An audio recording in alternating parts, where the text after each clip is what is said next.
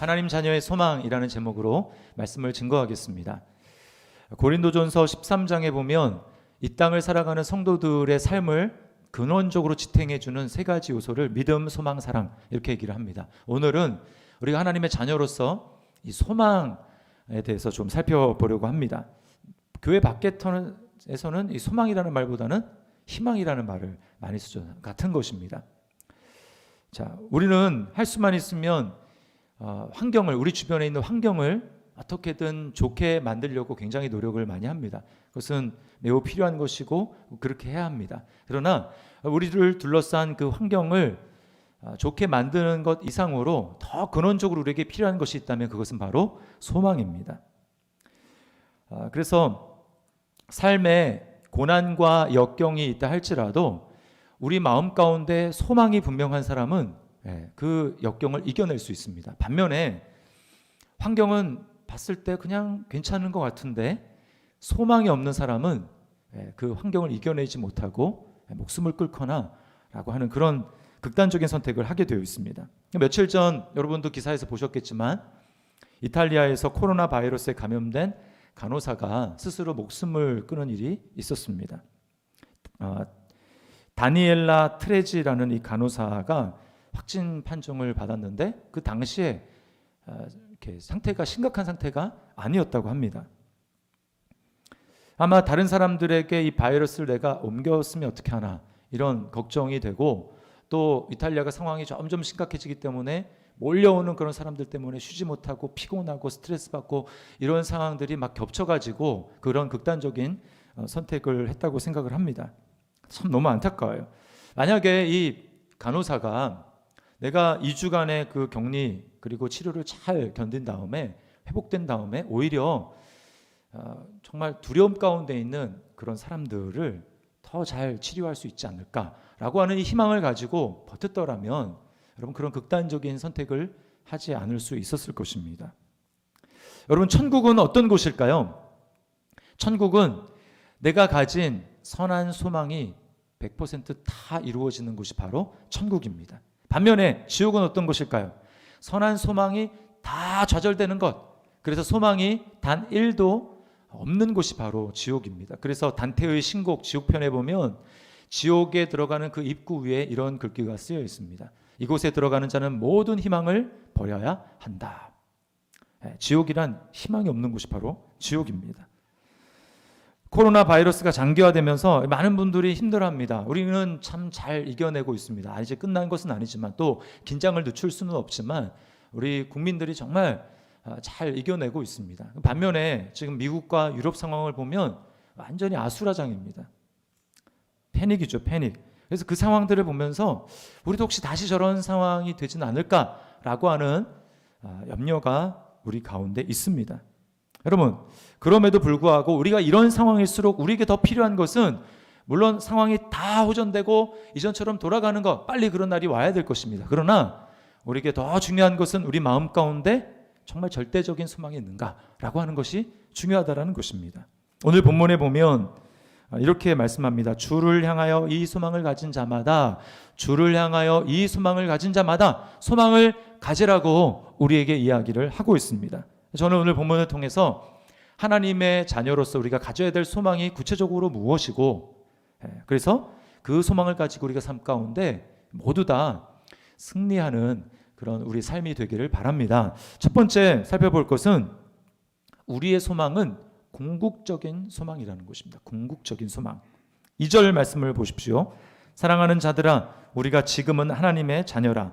장래에 어떻게 될지는 아직 나타나지 아니하였으나 그가 나타나시면 우리가 그와 같을 줄을 아는 것은 그의 참모습 그대로 볼 것이기 때문이니. 자, 이미 지금 이 땅에서 하나님의 자녀입니다. 그런데 앞으로 우리에게 나타날 장래에 소망해야 될 일이 있다라고 이야기를 합니다. 그게 뭡니까? 그와 같을 줄. 예수님과 같아질 줄을 우리가 안다라는 거예요. 그날이 우리에게 앞으로 주어져 있다. 그것을 소망하라는 것입니다. 주님이 다시 오실 재림의 때에 우리에게 그것이 이루어진다라는 거예요. 주님과 같이 된다. 이게 무슨 뜻입니까? 우리가 하나님이 된다는 말이 아니에요. 우리가 예수님과 똑같이 부활의 영광스러운 몸을 갖게 된다라는 것입니다. 우리 가운데 성도들 중에는 이제 몸이 연약한 분들이 있습니다. 과거에 뭐 암이 이제 생겨서 지금은 다 치료됐지만 언제 혹시 이 암이 다시 재발할지 모르는 그런 염려와 두려움이 있는 분들도 있습니다. 그런가 하면 목이나 허리에 디스크의 통증을 가지고 통증을 안고서 살아가는 분들도 있습니다. 또 면역력이 약해서 자주 질병에 걸리는 분들도 있습니다.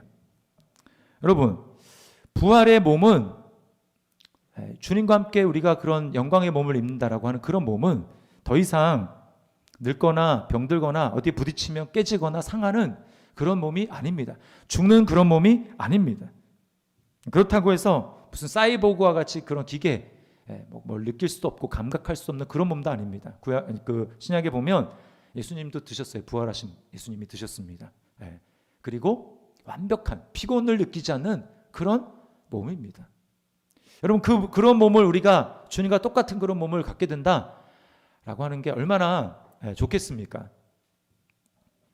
자, 그런 완벽한 몸을 가진다 할지라도 우리가 하나님이 되는 것은 아닙니다. 우리는 피조물 상태로 그대로 남아 있는 거예요.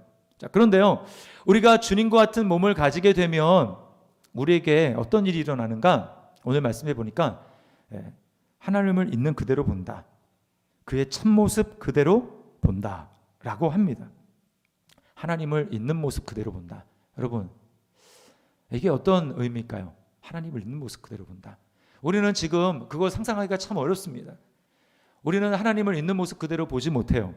생각으로라도 그렇습니다. 그래서 하나님에 대해서 잘못 알고 있고 왜곡해서 알고 있는 것들이 우리는 많아서 그것 때문에 하나님과 이 땅에서 완벽한 교제를 나누는데 참 장애가 많습니다. 그런데 하나님을 있는 모습 그대로 본다. 우리에게 그런 장애가 완전히 사라진다라는 거예요. 하나님을 있는 모습 그대로 보기 때문에 우리는 하나님의 그 충만하심, 그 충만한 영광과 주님의 그 사귐에 전혀 제한을 받지 않고 주님의 그 충만하심을 누릴 수가 있게 되는 것입니다. 여러분, 이것은 그날에 천국에 가서 우리가 만날 성도들과도 마찬가지입니다. 오해가 얼마나 많습니까? 근데 그런 오해, 저 사람이 나를 어떻게 생각할까? 이런 두려움이 전혀 없이 완벽한 사랑과 완벽한 진리 가운데서 우리가 교제할 수 있다는 거예요. 여러분, 이게 얼마나 좋을지 상상해 되십니까? 이걸 좀 더 리얼하게 해드리기 위해서 제가 C.S. 루이스의 글을 소개해 드리려고 합니다. 영광의 무게라는 그 책에서 C.S. 루이스가 이런 말을 했어요. 성도들의 모습을 이렇게 말합니다.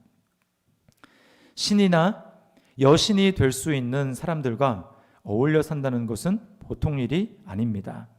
미래의 그 모습을 우리가 볼 수 있다면 당장이라도 무릎 꿇고 경배하고 싶어질 것이다. 이렇게 이야기를 했어요. 만약에 내가 주님이 다시 오실 때 주님 같은 모습으로 변화될 그 모습으로 우리 중에 누군가가 한 사람이 그 미래의 모습으로 이 가운데 딱 온다. 여러분, 우리는 그 아름다움과 영광을 보면서 마치 주님 앞에 무릎 꿇듯이 그냥 경배하고 싶어지는 그런 놀라운 존재로 우리가 변화된다는 것입니다. 이게 우리 앞에 곧 주어질 장래의 일이고 소망이라는 거예요. 지금은 아직 우리가 연약한 것도 많고 약점도 많아서 그런 것을 온전히 상상하기가 참 힘들지만 성경은 우리가 곧 만나게 될 우리의 장래가 그러한 것이라고 이야기를 합니다. 그래서 이건 세상 사람들이 알 수 없는 거예요. 1절에 뭐라고 얘기하냐면 그러므로 세상이 우리를 알지 못함은 그를 알지 못함이라. 도대체 저 사람들이 무슨 정말 소망을 가지고 살아가기에 이렇게 예배를 하나, 예배를 생명처럼 지키면서 하나님 앞에 예배하기를 힘쓰나 세상은 이해할 수 없는 것입니다. 오해할 수 있어요. 왜요? 하나님이 얼마나 영광스러운 것이고 우리가 그렇게 변화될지를 세상은 감히 상상조차 하지 못하기 때문입니다. 근데 우리도 그럴 수가 있습니다. 우리도 우리 앞에 펼쳐질 그 장래의 영광과 소망이 얼마나 큰지를 우리가 잊고 살아갈 때 우리는 세상의 그 헛된 것에 우리의 마음을 빼앗길 수가 있다는 것입니다. 기독교 상담가인 폴 트립 목사님이 이걸 재밌게 참 표현을 했는데요. 이분이 뭐라고 얘기했냐면 표지판 영광이라는 말을 썼어요. 표지판 영광. 그래서 이 세상의 그 영광을 표지판이라고 비유를 했습니다. 이거를 지금 제가 여러분에게 리얼하게 좀 설명을 해드리기 위해서 한번 이렇게 가정을 해볼게요. 저희 집이 아이들과 함께 집이 부산 저 밑에라고 생각을 해보십시오. 그리고 이렇게 경제적으로 형편도 그렇고 시간도 없어서 아이들과 한 번도 에버랜드나 또 캐리비안 베이 이런 데를 가본 적이 없다고 한번 상상을 해보십시오. 아이들이 너무 가고 싶어하는 거예요. 제가 그래서 어느 날 우리 아이들한테 이렇게 약속을 했습니다. 앞으로 3개월 동안 너희가 아빠 말을 잘 듣고 아빠가 약속한 것을 잘 하면 내가 3개월 후에 너희를 캐리비안 베이, 에버랜드 내가 구경시켜 주겠다. 우리가 그걸로 여행을 가기로 하겠다. 이렇게 약속을 했어요. 그러고는 아이들이 저와의 약속을 잘 지키고 잊어버리지 않도록 하기 위해서 아이들에게 영상을 보여줍니다. 컴퓨터로 가가지고 캐리비안 베이는 어떤 곳인지, 또 에버랜드는 얼마나 즐거움과 거기서 누릴 수 있는 것들이 많은지 그걸 아이들한테 보여주는 거예요. 아이들 마음 가운데는 막 기대가 막 생깁니다. 빨리 그날이 왔으면 좋겠다. 아이들이 말을 너무 잘 들어가지고 약속을 잘 지켜서 이제 그날이 왔어요. 차를 운전해서 부산에서부터 가는 곳입니다. 꽤 거리가 멀죠? 몇 시간 걸리지 않습니까? 참 운전을 이제 고속도로 운전을 하는데 표지판이 딱 나타났습니다. 그 표지판에 뭐라고 쓰여 있냐면 한참 왔는데도 표지판에 이렇게 써 있어요. 에버랜드 앞으로 200km 이렇게 써 있습니다. 근데 제가 그 표지판을 보고 이제 그 표지판 옆에 차를 세우고는 아이들한테 이렇게 얘기를 하는 거예요. 얘들아, 이제 우리가 충분히 왔으니까 우리가 여기서 이제 재밌게 놀자. 라고 하면서 거기서 이제 머물러서 계속 재밌게 논다. 라고 하면 아이들은 저를 이상한 사람이라고 생각할 것입니다. 계속 그러고 있다. 아이들이 저를 신고할 거예요. 병원은 좀 가봐야 되는 것 같다고. 그렇게 할 것입니다. 여러분, 근데 안타깝게도 세상에 이런 일들이 굉장하게 많이 일어나고 있다는 것. 심지어는 우리 그리스도인들조차도 그런 삶을 살 때가 있다는 것입니다. 여러분, 이걸 뭘 보여줍니까? 표지판은 이 세상에서 얻을 수 있는 그 영광을 상징적으로 보여주는 것입니다. 그리고 원래 가고자 했던 그 목적지는 하나님의 영광, 하나님과 함께 우리가 누릴 천국의 영광을 보여주는 것이죠. 여러분, 표지판의 역할은 실제 장소를 안내하는 것이지 표지판이 실체를 대체하는 역할을 하라고 표지판이 있는 것이 아닙니다. 그럼 무엇입니까? 이 세상에서 우리가 만나는 여러 가지 기쁨을 주는 많은 것들이 있죠. 그것은 표지판이라는 거예요. 뭘 보여주는 표지판입니까? 영원한 하나님의 나라, 그 천국에서 그 모든 것들이 완전하게 이루어지고 그것과는 비교할 수 없는 놀라운 그 영광이 우리에게 예비되어 있다는 것을 가리키는 표지판이라는 것입니다. 표지판이 아무리 화려해도 표지판은 표지판일 뿐이에요. 표지판에 소망을 두면 그때부터 곤란한 일이 발생하게 됩니다. 우리는 요즘에 통제할 수 없는 이 코로나 사태를 맞이하게 되면서 주변에 이러한 것들을 굉장히 실감나게 겪고 있어요. 아주 든든한 줄 알았던, 견실한 줄 알았던 그 기업들도 흔들리고 있습니다. 예측하지 못한 이 상황 가운데 흔들리고 있어요. 여러분, 일본에서 제1의 자산가가 누군지 아십니까? 네, 잘 모르시죠. 저도 이번에 설교 준비하면서 알았는데 손정의 씨라고 합니다. 손정의 씨. 한 30조 가까운 돈을 가지고 있대요. 근데 그 이제 손정의 씨가 회장으로 있는 소프트뱅크 그 회사가 얼마나 크고 견고합니까? 그런데 며칠 전에 기사가 났는데 뭐라고 하냐면 회사가 어려워서 부채 삭감을 위해서 긴급하게 자산 52조를 매각한다. 이렇게 나왔습니다. 여러분, 견고한 줄 알았던, 그래서 저곳에 충분한 영광이 있을 줄 알았던 그곳이 다 흔들리고 휘청거리고 어렵다라는 거예요. 뭘 보여줍니까? 진정한 영광이 아니구나. 진정으로 소망 둘 것이 아니구나. 표지판일 뿐이었구나 라고 하는 것을 우리가 알게 되는 것이죠. 여러분, 돈은 표지판이지 돈은 우리에게 궁극적인 소망이 될 수 없습니다. 승진이나 성공도 마찬가지예요. 다른 모든 것들도 다 마찬가지입니다. 거기에 우리의 소망을 두고 거기에서 영광을 찾으려고 하는 순간 우리는 같이 망하게 되어 있는 거예요. 기억하십시오. 주님이 재림하실 때 우리가 주님 같은 부활의 영광스러운 모습으로 변하게 되고 그제서야 우리는 하나님을 있는 모습 그대로 볼 수 있다 라고 하는 이 궁극적인 것만이, 영광만이 우리의 소망이 된다는 것을 우리는 잊으면 안 되는 것입니다. 자, 두 번째는 그럼에도 불구하고 이 소망을 확신하기 어려운 우리의 현실의 모습이에요. 자, 하나님을 있는 모습 그대로 본다? 우리는 어떻습니까? 우리는 나 자신도 있는 모습 그대로 보기가 어려운 존재입니다. 저는 요즘에 점점 더 내 자신이 얼마나 마음이 왜곡되어 있어서 진실을, 사실을 있는 그대로 받아들이기에 참 연약한 존재인가라고 하는 것을 아주 요즘에 많이 깨닫습니다. 그 사티어라는 심리학자가 있는데 이 사람이 이제 가족 치료를 이렇게 이론을 만든 사람인데요.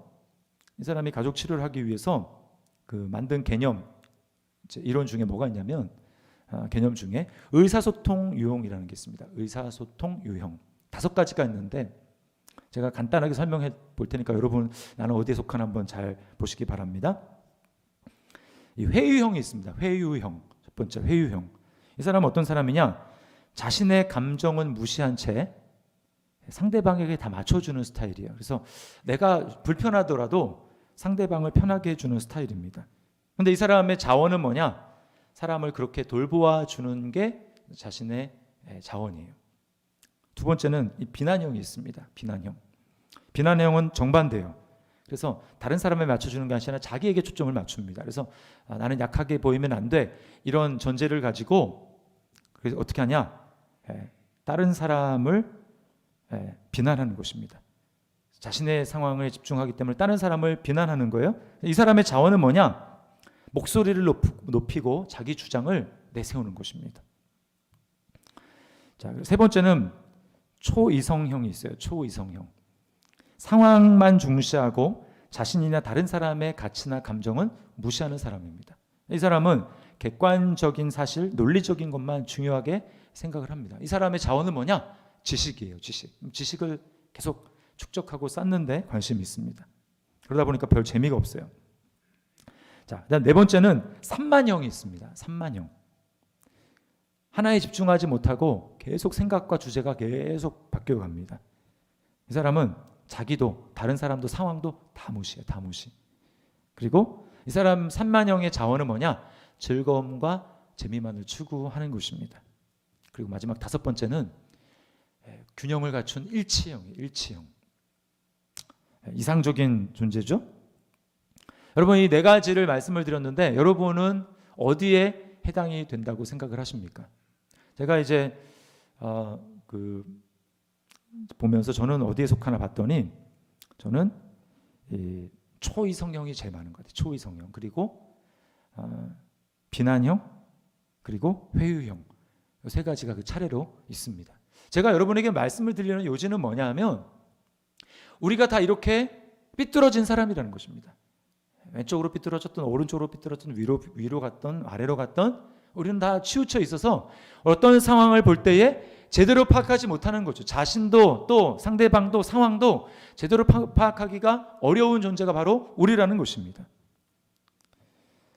그러다 보니까 상황을 똑바로 보지 못하는 것이죠. 왜곡하는 것이죠. 그래서 갈등이 일어나는 것 아닙니까? 여러분 신문을 보십시오. 똑같은 사안에 대해서 보수 언론은 이렇게 얘기하고 진보 언론은 이렇게 얘기하고 완전히 딴판으로 이야기를 합니다. 뭐가 맞는 것입니까? 그게 보여주는 게 뭐냐? 우리 자신은 자기 중심적인 존재로 하나로 치우칠 수밖에 없다라는 거예요. 그래서 우리는 대부분이 이렇게 합니다. 내가 믿고 싶은 것을 믿어요. 내가 믿고 싶은 것을 말해주는 그것을 계속 정보를 수집하고 계속 쌓아서 그쪽 방향으로 나의 틀과 생각을 고정시키는 것입니다.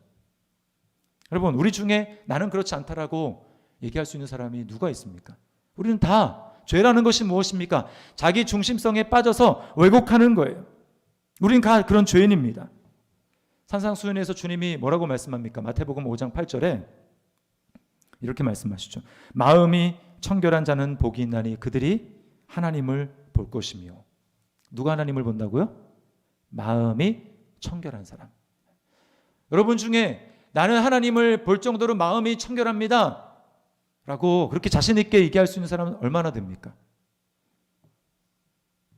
하나님의 얼굴을 본다, 있는 그대로 본다, 하나님의 영광을 본다 라는 것과 관련해서 그 관련된 인물을 좀 말씀을 드리고 싶은데 성경에 한 3명 정도 찾을 수 있습니다. 첫 번째로 우리가 생각해 볼 것이 모세예요.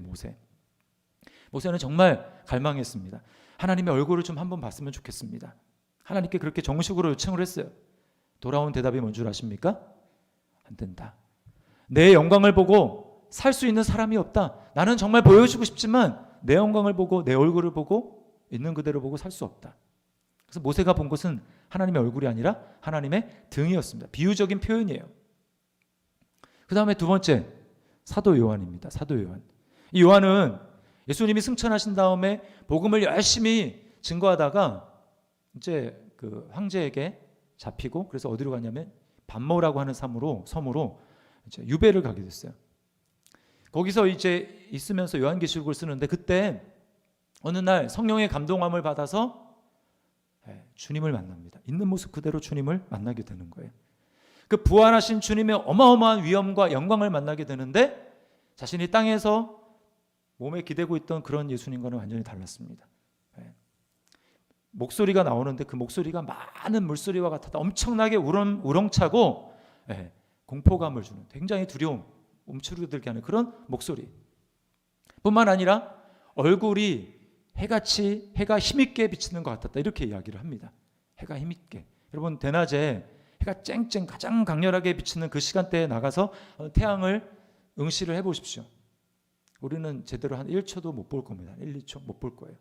그렇게 계속 보면 눈이 멀죠.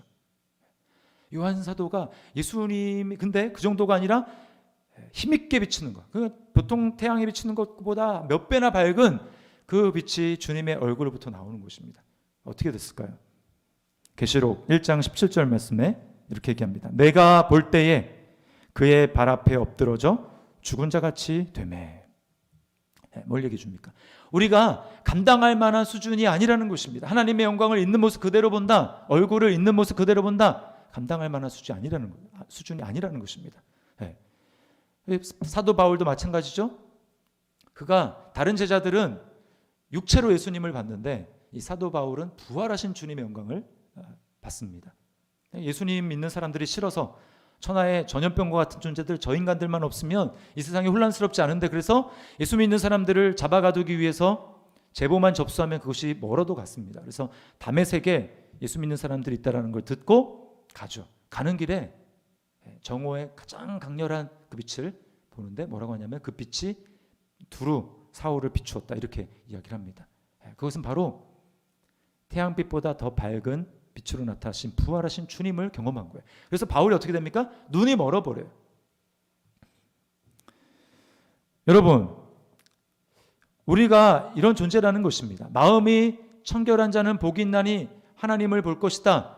우리는 마음이 하나님을 볼 만큼 정결하지도 않고 하나님의 영광을 감당할 만한 그러한 존재가 되지 못한다는 거예요. 성경은 우리 마음이 만물보다 더 부패했다고 이야기하고 우리 가운데 아무리 수양을 많이 쌓은 사람이라 할지라도 우리는 한쪽으로 치우쳐 있는 존재입니다. 그래서 하나님을 찾지도 않고 선을 행하는 사람이 단 한 사람도 없다라는 거예요. 이것이 바로 우리의 현실입니다. 그런 우리가 어떻게 이건 소망할 수 있고 궁극적인 소망을 가질 수가 있겠어요? 어떻게 하나님의 영광을 볼 것을 우리가 확신하며 그것을 살아갈 수 있겠습니까? 이 질문에 대한 대답이 세 번째인데요. 그리스도를 보내주신 아버지의 사랑만이 우리의 소망이 된다는 것입니다. 거기에 우리 소망이 있다는 거예요. 1절 말씀을 보겠습니다. 보라, 아버지께서 어떠한 사랑을 우리에게 베푸사 하나님의 자녀라 일컬음을 받게 하셨는가. 하나님 아버지가 우리에게 베풀어 주신 사랑이 구체적으로 무엇입니까? 우리를 자녀로 삼아주셨다라는 거예요. 자녀로 삼아주셨다. 어떻게 자녀로 삼아주십니까? 우리 안에 있는 하나님을 바라볼 수 있을 정도로 청결하지 못한 우리 안에 있는 이 더러움을 하나님이 그리스도를 통해서 해결해 주심으로 우리를 자녀로 삼아주셨다는 거예요. 그래서 오늘 본문의 3절 말씀에 이렇게 얘기를 하는데 그의 깨끗하신 것 같이 자기를 깨끗하게 하니라. 이 죄 해결해 주는 이 문제를 더러운 것을 청소하는 그 이미지로 우리에게 얘기를 해주고 있습니다. 제가 이 말씀을 묵상하면서 떠오르는 이미지가 뭐였냐면 이 쓰레기장 이미지였어요. 쓰레기장. 하나님 아버지가 자기 아들 독생자 예수를 쓰레기장으로 삼으셨다라는 것입니다. 저는 사람이 죄인이라는 것들을 언제 좀 많이 이렇게 생각하게 되냐면 쓰레기를 이렇게 버릴 때, 쓰레기를 배출할 때 그걸 좀 많이 느낍니다. 야, 어떻게 쓰레기가 이렇게 많을 수가 있지? 쓰레기가 어떻게 끊임없이 이렇게 나올 수가 있지? 그러니까 인간이 살아간다라고 한다는 것은 다른 말로 얘기하면 쓰레기를 계속해서 만들어내는 존재라는 것 아닙니까? 네. 똑같이 우리가 살아간다. 어쩔 수 없이 우리는 계속해서 죄를 만들어낼 수밖에 없는 그런 더러운 사람이라는 것입니다. 그래서 배가 고파서 음식을 해먹고 싶어요. 그럼 뭐가 나옵니까? 음식물 쓰레기가 나와요. 또 내가 뭘 갖고 싶어서 택배로 사거나 아니면 뭐 매장 가서 사거나 하면 그 박스라든지 이런 또 쓰레기가 생깁니다. 그래서 아파트들마다 뭐가 있어요? 쓰레기장이 있죠. 음식물 쓰레기를 버리는 곳이 있고 재활용을 버리는 곳이 있고 또 소각할 쓰레기를 버리는 곳이 정해져 있습니다. 만약에 쓰레기를 처리할 곳이 없다. 그럼 어떻게 될까요? 우리 주변이 그냥 다 쓰레기를 떠안고 살아가게 되겠죠. 집에서는 음식 냄새가 썩는 냄새가 진동하게 될 것입니다. 주변이 그렇게 될 것입니다. 여러분, 우리가 청결을 유지할 수 있는 이유는 쓰레기를 처리할 수 있는 쓰레기장이 있기 때문이죠. 마찬가지로 하나님께서는 예수님을 왜 이 땅에 보내실 수밖에 없었나? 우리가 살아가는 데 있어서 끊임없이 죄를 만들어내고 그것 때문에 하나님을 볼 수 없고 하나님과의 관계가 끊어지니까 이 죄를, 이 더러운 쓰레기 같은 죄를 완전하게 말끔하게 청소할 수 있는 누군가가 필요하기 때문에 쓰레기장으로 주님을 보내셨다라는 것입니다. 여러분, 쓰레기를 다 모아놓은 다음에 최종적인 곳에서는 어떻게 되죠?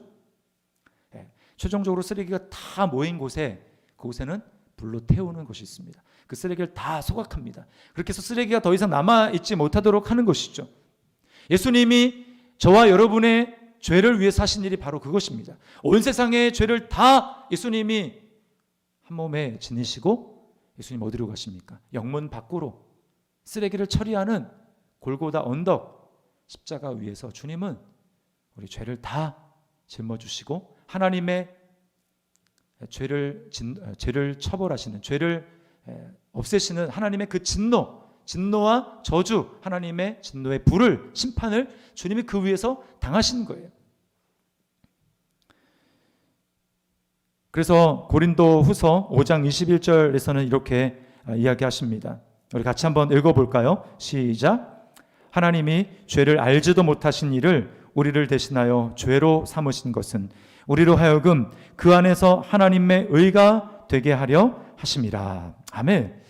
예수님이 우리의 의가 되시고 우리 죄를 말끔하게 소각시켜 주시고 소멸시켜 주셨기 때문에 여러분, 예수님이 우리의 의가 되시고 예수님이 죽으실 뿐만 아니라 다시 부활하셔서 우리에게 보여주신 것입니다. 이것이 바로 너가 만나게 될 너의 미래의 모습이다 라고 하는 것을 우리에게 보여주신 거예요. 그러므로 여러분, 그 예수님이 우리를 죄를 위해서 죽으시고 부활하신 그것을 바라보는 그것만이 우리에게 확신을 주고 담대함을 주는 것입니다.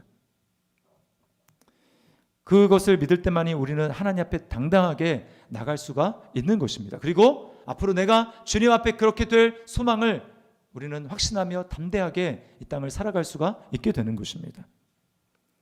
여러분, 이 확신을 우리가 가지고 있다면 우리에게 적어도 나타나야 될 모습이 두 가지가 있습니다. 두 가지인데, 첫 번째는 죄를 계속해서 씻는 일입니다. 3절 말씀을 보십시오. 주를 향하여 이 소망을 가진 자마다 그의 깨끗하심과 같이 자기를 깨끗하게 하느니라. 예수님이 죄를 소각하기 위해서 오셨는데 그걸 우리가 정말 버젓이 알면서도 일부러 여러분 죄를 계속 쓰레기를 만들어낼 그런 사람이 있겠습니까? 아니죠. 주님이 죄를 멸하기 위해서 오셨다면 내가 깨끗이 죄를 치우는 삶을 살아야지, 그렇게 마음에 결단하며 그런 삶을 사는 것입니다.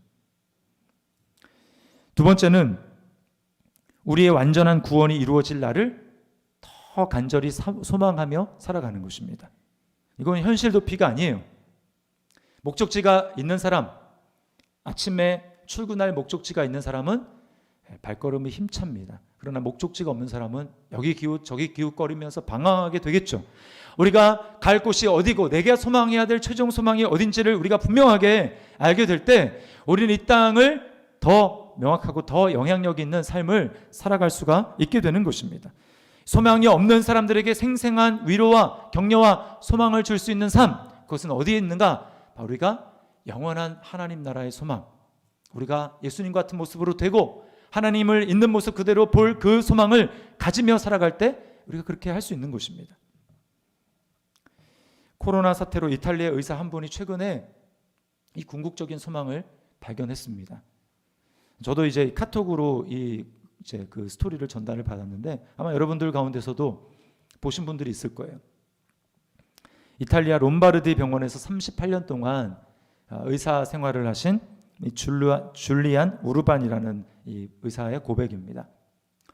이 사람이 이제 의사 과학 쪽에 근무하는 사람들이 다 대부분 그렇지만 증거 아니면 안 믿잖아요. 눈에 보이지 않는. 그러니까 하나님은 과학적이지 않기 때문에 배제해야 돼. 이런 교육을 쭉 받아왔고 그걸 자연스럽게 생각했습니다. 그러다 보니까 주일이면 교회를 가고 예배하는 주변의 사람들, 특별히 자신의 부모님들을 속으로 비웃었어요. 비합리적이다 생각했어요.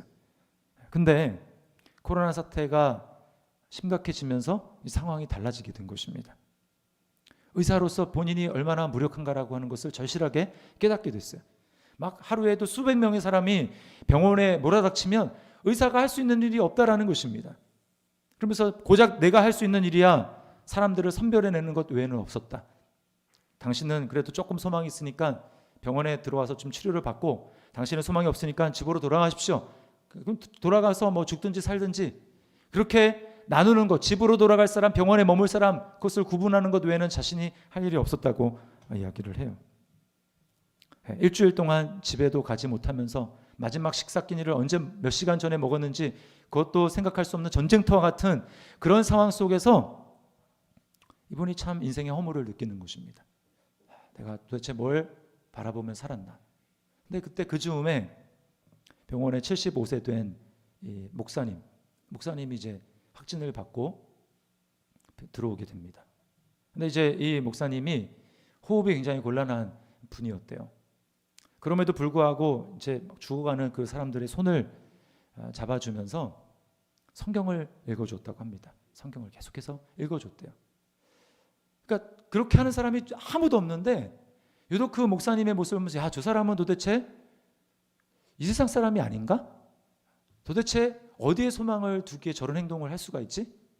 자기도 이제 며칠 후면 죽을 수도 있는 그런 상황에서 그걸 보면서 충격을 받은 것입니다. 그리고 감동을 받은 거예요. 주변에서 이제 의료진들도 막 확진이 되기 시작합니다. 간호사들도 의사들도 확진이 되기 시작하고 그리고 심지어는 이제 함께 근무했던 그 의사들 중에 2명이 막 이제 죽은 거예요. 그 모습을 보면서 이제 하나님께 매달리기 시작했습니다. 예수님을 믿어야 되겠구나. 그래서 예수님을 그 목사님을 보고 예수님을 믿게 됐어요. 근데 이제 그 목사님 상황이 좋아지지 않아서 결국 이제 돌아가시게 됐습니다.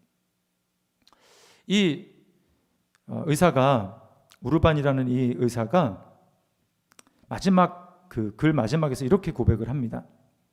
비록 나는 고통받는 사람들과 나의 동료들의 죽음에 둘러싸여 있지만 내가 하나님께로 돌아왔다는 사실에 나는 행복합니다. 여러분 아직 상황은 그냥 패닉이에요. 별로 달라진 것이 없습니다. 그러나 이 사람이 궁극적인 소망을 발견한 거예요. 궁극적인 소망은 여기 있는 것이 아니구나. 예수 그리스도에게 있구나 라고 하는 것을 그가 깨달은 것입니다. 여러분 어떻게 이 사람이 소망을 갖게 됐습니까? 궁극적인 소망을 가진 그 사람, 다르게 살아가는 그 소망을 가지고 살아가는 그 목회자를 통해서 이분이 소망을 발견하게 된 것이죠. 여러분 우리가 그런 사람이 되어야 됩니다. 우리는 그런 사람이 됐으면 좋겠어요. 우리 더 시키 사랑에 속한 모든 성도들이 다 이런 사람이 됐으면 좋겠습니다. 그래서 여러분 아까 비전 헌금도 있지만 이제 하나 좀 우리가 캠페인을 좀 했으면 좋겠는데 그게 뭐냐면 이 포스터를 가지고 지치고 힘든 사람들을 응원하는 일입니다. 그러니까 응원, 세상에서는 그냥 응원이라고 하면 좋겠어요. 이 감자탕 교회라고 알려진 광염교회에서 이제 이 일을 시작을 했는데 어떤 거냐면 이 포스터 뭐 대한민국을 응원합니다. 뭐 예를 들면 이런 포스터를 이제 그 디자인을 굉장히 여러 종류 만들어 가지고 곳곳에 이제 붙이는 것입니다. 그리고 이제 사람들에게 SNS로 이런 것들을 알리면서 응원하는 거예요. 교회 이름도 없습니다. 그리고 교회가 자기의 교회 이름도 넣지 않고 마음껏 이걸 가지고 가서 여러분이 마음껏 도용도 하시고 변형시킬 분 변형도 시키시고, 그래서 우리가 이 희망을 전파하는, 응원의 이 희망을 전파하는 이 일들을 우리 다른 사람이 아닌 우리 그리스도인들이 합시다. 예수 믿으라는 그런 얘기 하기 전에 우리가 우리 안에 있는 소망, 그것을 이런 모습으로 응원하는 모습으로 드러냅시다. 그래서 제가 한번 포스터 한번 보여줄래요? 뭐 굉장히 많이 있는데 세 가지만 했습니다. 다음. 뭐 저런 거예요. 그래서 여러분이 먼저는 여러분의 그 SNS 그 이제 뭐죠? 이 푸사를 이걸 이제 바꾸십시오. 바꾸시고, 그리고 할 수만 있으면 이게 뭐 종교적인 것이 아니기 때문에 여러분이 사는 아파트에 이제 뭐 관리소에 찾아가 가지고 우리가 다 힘들어하는 때 좀 이런 걸 게시해서 좀 우리가 서로 응원하고 격려했으면 좋겠다라고 하고 붙일 수 있으면 여러분 엘리베이터나 그리고 그 공지할 수 있는 그런 상황 가운데 그 붙이면 좋을 것 같아요. 그리고 회사 다니시는 분은 회사에서 이런 부분들을 뭐 자리에 붙여놓고 이렇게 응원을 하는 것입니다. 뭐 돈 들어가는 일이 아니에요. 그래서 여러분이 뭐 칼라 프린터를 뽑을 수 없다, 이제 필요하신 분들은 얘기하십시오. 교회에서 이제 칼라로 뽑아가지고 여러분에게 드릴게요. A3로 이렇게 뽑아가지고 붙이는 것입니다. 어려운 거 아니지 않습니까? 그런가 하면 우리가 이제 힘겨운 싸움을 일선에서 하고 있는 의료진들, 그리고 이제 그런 일들을 하는 공무원들, 그리고 주변에 정말 꼭 그런 건 아니지만 힘겨워해서 정말 힘들어하고 있는 그런 사람들에게 이걸 보내주는 거예요. 힘내라고, 응원하라고, 당신이 희망이라고 알려주는 것입니다. 예수 믿으라고 하기 전에 우리 알려주는 거예요. 언젠가 알게 되겠죠. 왜 저 사람이 저런 일을 하는지 알게 되겠죠. 여러분, 이것이 작지만 이런 일들을 우리가 믿음으로 행하면서 그리고 기도하는 것입니다. 속으로 하나님, 언젠가 이 궁극적인 응원과 이 격려가 근원이 바로 예수님이라는 것을 저 사람들이 알게 도와주십시오 라고 기도하는 것입니다. 그러면 이 운동들이 지쳐있는 우리를 다시 한번 일으키고 희망을 향해서 나아가는 시발점이 될 거예요. 여러분, 기억하십시오. 우리는 표지판 영광을 추구하는 사람들이 아닙니다.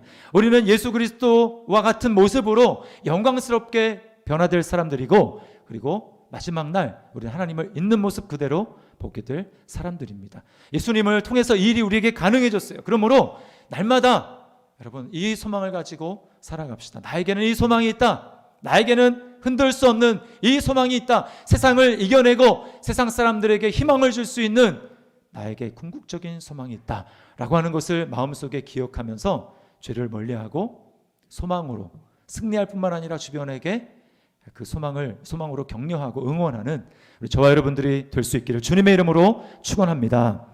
이 시간에 찬양하겠습니다.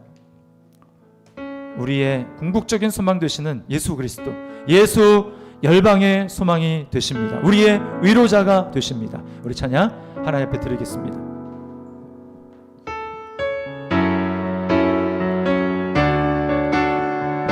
우리 박수치며 찬양할까요?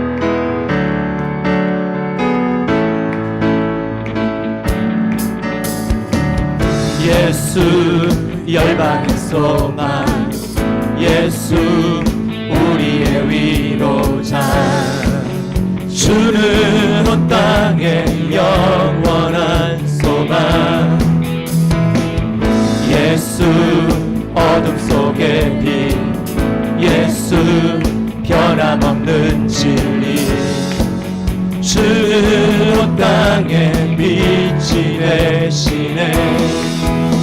우리 위해 죽으시고 다시 사신 생명의 주, 주님만이 소망이요 변함없는 안석이라, 주님만이 온 세상을 비추시네.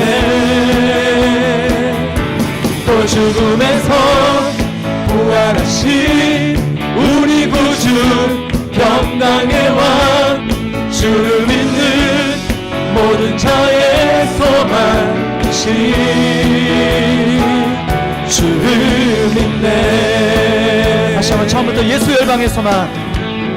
예수 열방의 소망 예수 우리의 위로자. 아멘. 주는 온 땅에 영원한 소망. 아멘. 그렇습니다. 예수 어둠 속의 빛 예수 변함없는 진리 주는 온 땅에 빛이 되시네. 우리 위해 죽으시고 다시 사신 생명의 주 주님만이 소망이요 변함없는 반석이라 주님만이 온 세상을 비추시네.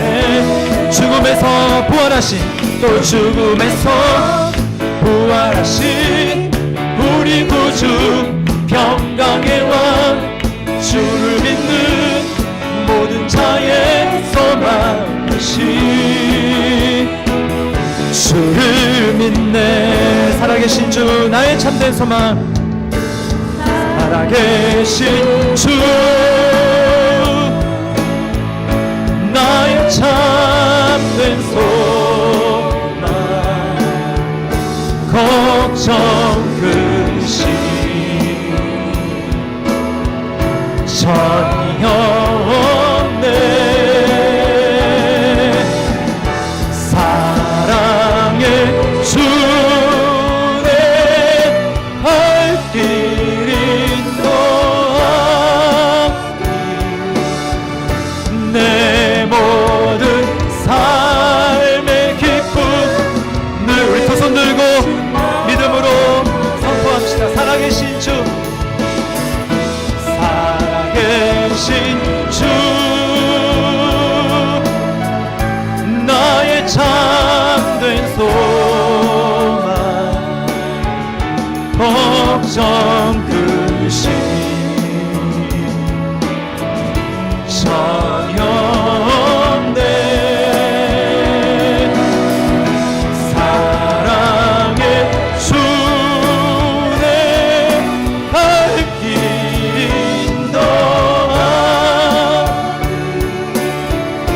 내 모든 삶의 기쁨 늘 충만하네. 이 시간의 말씀을 기억하면서 함께 기도하겠습니다.